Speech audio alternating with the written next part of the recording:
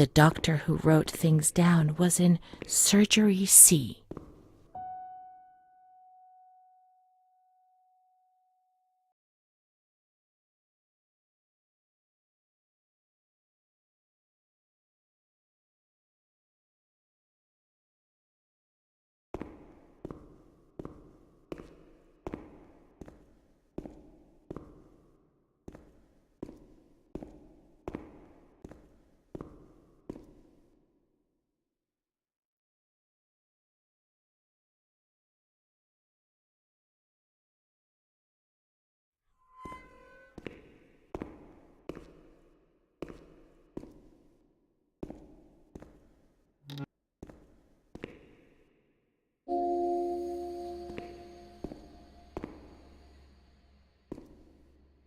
June 1935. After much theorizing and practice in clinics for the privileged, the moment for action has finally arrived. Volterra is the right place. It's an avant-garde hospital, the perfect place for a doctor who really...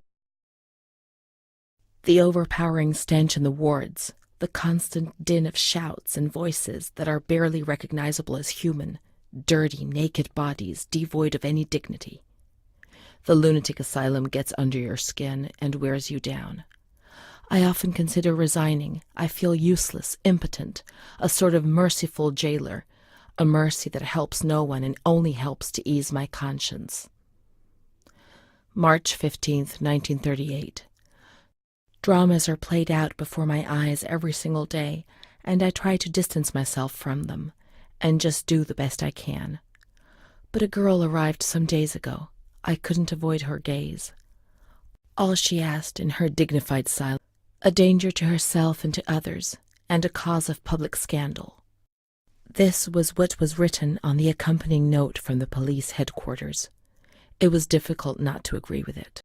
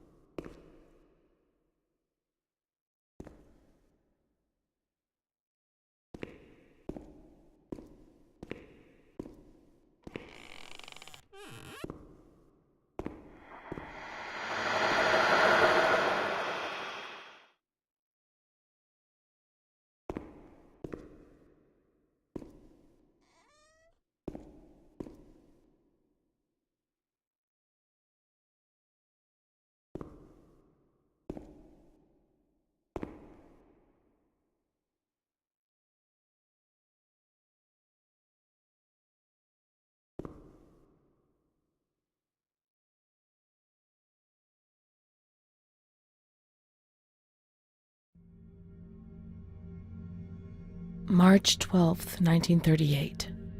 Renee T., 16 years old. Menstruation at age 12. Housewife. Father unknown. Mother a seamstress. Admitted in observation yesterday morning from Pontedera, accompanied by a police officer authorized by the examining magistrate of the Court of Pisa to be admitted for a psychiatric evaluation, which I have carried out. Medical certificate.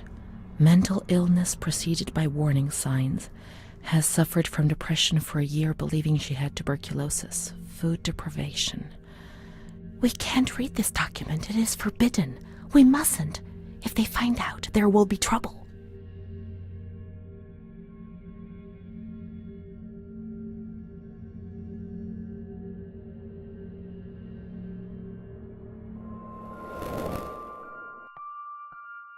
Have you ever wondered who you are? Yes, of course you've wondered.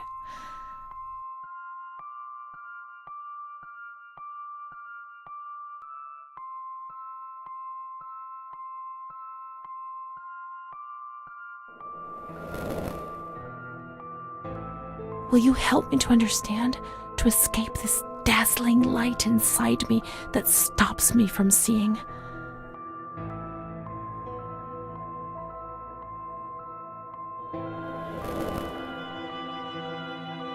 She is frightened, hears noises and ghosts, presents serious signs of anxiety psychosis, suffers from hallucinations.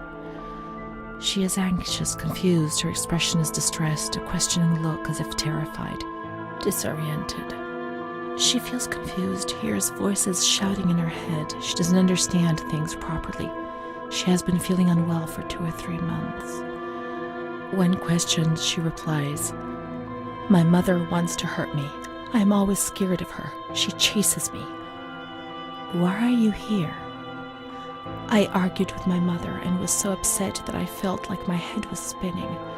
There was a woman there who wanted to force me into a life of prostitution. They wanted to condemn me to be burned at the stake. Children whispered, called my name." March 16th. She couldn't sleep last night. They wanted to condemn her to be burned at the stake. April 4th. Transferred to the calm ward, still under my supervision. "Yes, that's true. The ward where Amara was. Yes, the stake. The children wanted to burn Renee. She had to pay for what she'd done, like witches at the stake."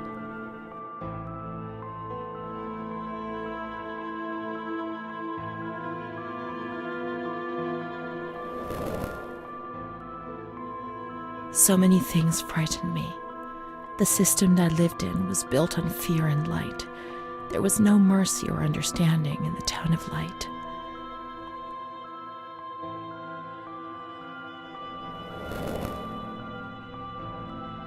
April 21st.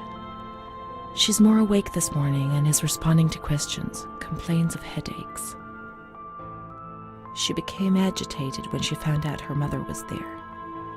She says that one day, many years earlier, she was with a friend of hers and met a man who made her get into a car and took her for a ride.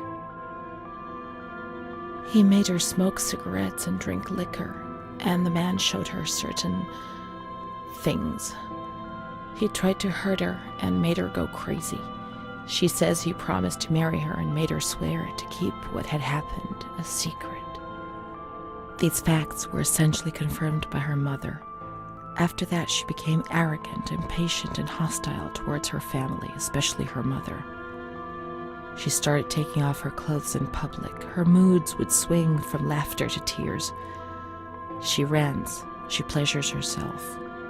I can't remember these things, only the guilt, the stake. I know I deserved to pay for that guilt. I knew it even then.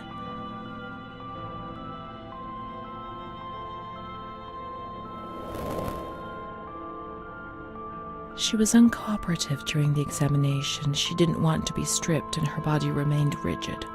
Voluntary attention almost totally absent. Probable hallucinations. April 25th. Confused ideas, unable to maintain a spontaneous conversation. Reflexes all normal. Reactive pupils. "Let's find Amara, and we'll find the full medical records."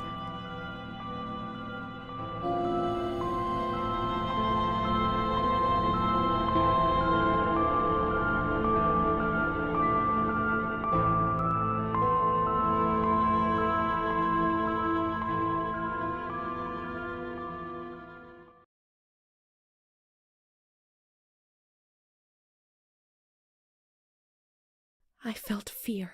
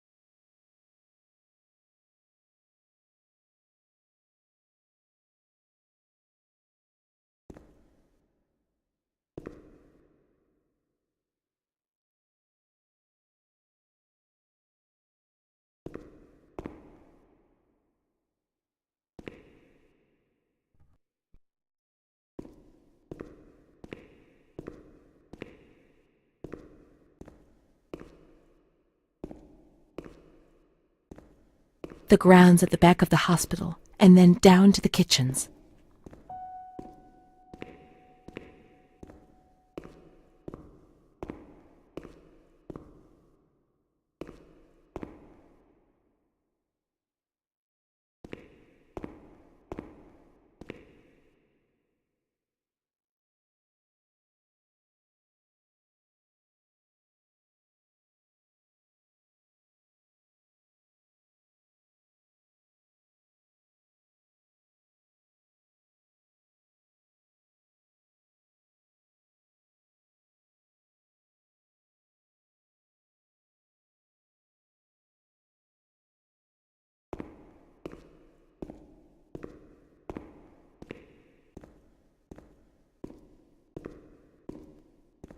This is the road we used to take. If it weren't for her, in the grounds on that bench in spring, so many days. It was an escape, watching nature around us as she talked and smiled. And then there were the kitchens. Sometimes we stole food and ran back to the bench to eat it in secret, and we laughed.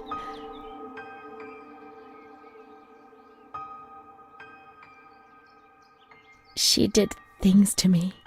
Sometimes she touched me. In the shower, I felt her body against mine for the first time. It was a shiver that warmed my soul. Eyes closed, the light slipped away.